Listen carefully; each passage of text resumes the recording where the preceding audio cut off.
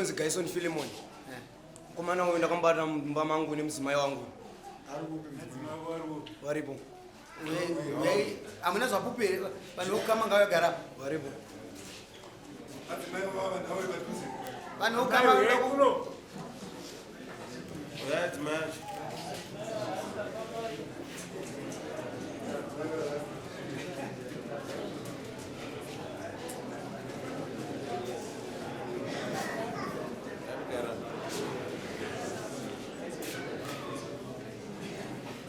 une makore vangane miri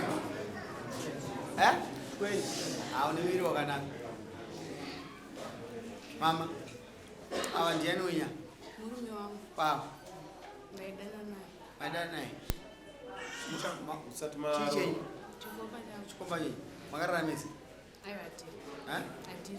dai mufana makarara mese kwete uri kumoti mosva makadana naye miisire mombe mbiri miisire mombe mbiri Wachage ngomba mama.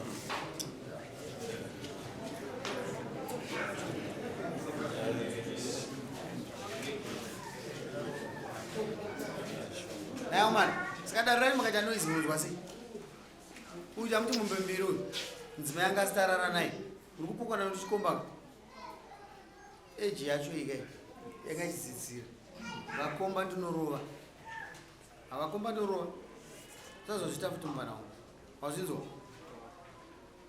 mama vaisire mbudzi dzaumbira tawanda dzedza dzawanda mushambo vaisire mbudzi dzaumbiri wanzwa shamai tova kuti mukadzi wakaite straight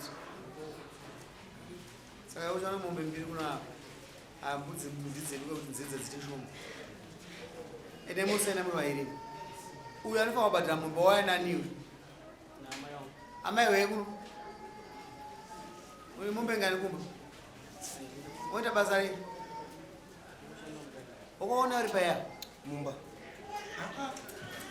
miise mombe nhatu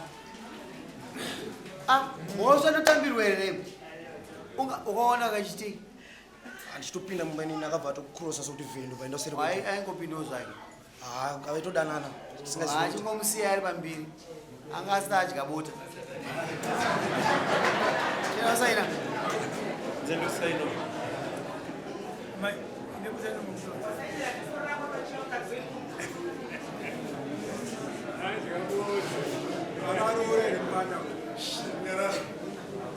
ane mukadzero ane mukadzi mupano Saka mai wandana.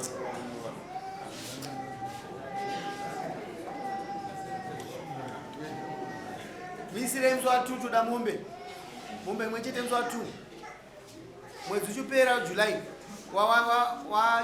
wa June obva wisa imwe mombe amai ambudzi dzodzi mswa 2 yona mombe mswa 2 2 weeks time da mombe amai mazizwa ari kupe mukadzi wacho mukadzi wako ari kumba mupe mbudzi mbiri idzodzo ani mazuva hatina navo wopa mukadzi wauyu ise mukadzi wauyu mbiri idzodzo Katusiruda. Aya mukadzi wangu ndimboda kwezi kuitira vana vangu. mukadzi unomuda amai ndoda mbudzi $100 mambudzi kana mwana nembudzi inofamba kwete tumbudzi tunoyamiswa mukaka mbudzi azvitwa kana ini yangu mbudzi munomeita $50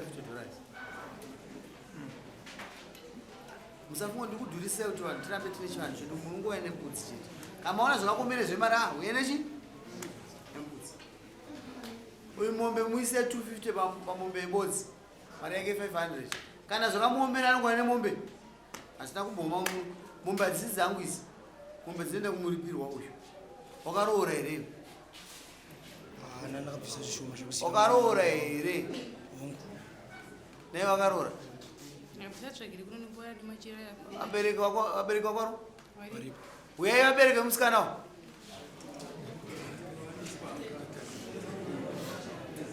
kurumidzai takudzorovanisa dzichifamba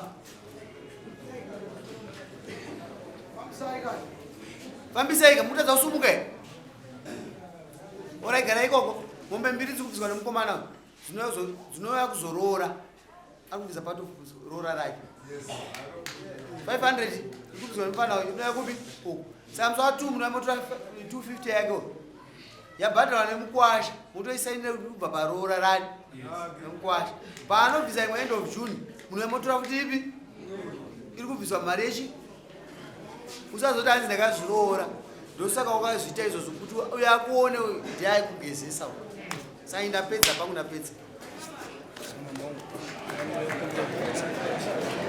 ndine mubvunzo ipapo ndine mubvunzo ipapo ndoziva kuti vanhu havarambanira vanhu havarambanira ndavatonga mudarika ini ndikuziva kuti varambana bcause ndavatonga mudarika akazopamidzawoka tonga mudare zvinondiwaza iwe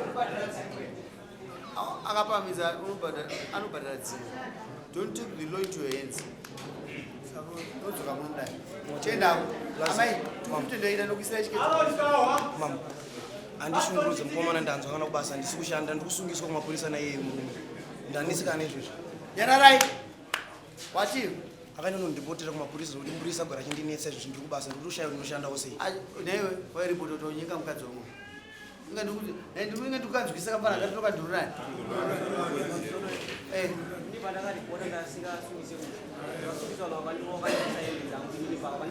ora chiinaye kumba mugara zvakanaka usashungurudze munhu wakatadzira